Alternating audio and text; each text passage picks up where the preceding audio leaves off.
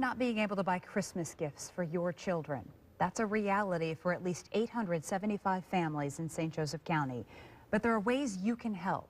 The Salvation Army Angel Tree is overflowing with children who still need gifts, including basic necessities. WSBT-22's Kelly Stopczynski is here. Kelly, of all those families, we're talking about 1,900 kids. And they still need you to help 950 angels in need, Jennifer. The Salvation Army selected them after an intense screening process. And for some, this is a way to help those less fortunate. For others, shopping for an angel is a way of paying it forward years down the road.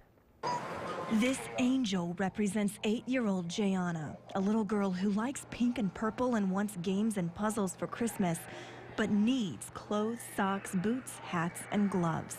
And like hundreds of other local children, she's in a pile, waiting for a guardian angel to buy those gifts for her. It just means a lot. 30 years ago, Dawn Rivera was that little girl in need.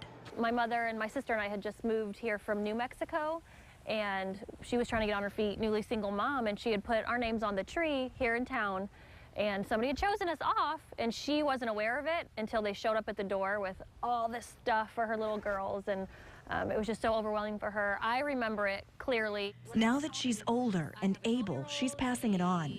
Dawn and her husband just adopted 4 angels, hoping to teach their kids the importance of giving back.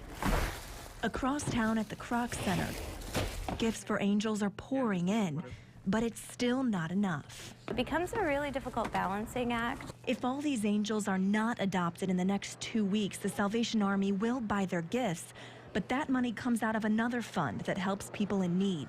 So, we get into kind of a crunch time where, we have to look at how much assistance we can give the children who are what we call forgotten angels, versus what we can provide the rest of the year. As for Dawn, it's a great feeling. She's spreading the word on social media and telling all her friends about the program that made such an impression on her so many years ago. You picture their little faces, and well, they love this and they'll love that, and you become overwhelmed with happiness just knowing that they'll have something to open and they know that people care and people love them. And if you've never done this before, it's really pretty simple. Once you get a tag with a child's name, age, and information on it, you're asked to get between 3 and 5 gifts for them. You don't even have to wrap them. You just drop off the bag at the mall or the Kroc Center. There is also no money requirement. So whatever you're able to do, it is greatly appreciated, and it goes such a long way. And Doc, right now there is still time to help and do this. The deadline is December 15th, so you still have 2 weeks. That's right, and you can pick up an angel tag at UP Mall, at the Kroc Center. And if you don't want to fight traffic to do that, you can go online to the South Bend's Kroc Center website. I've linked that on our website, WSBT.com.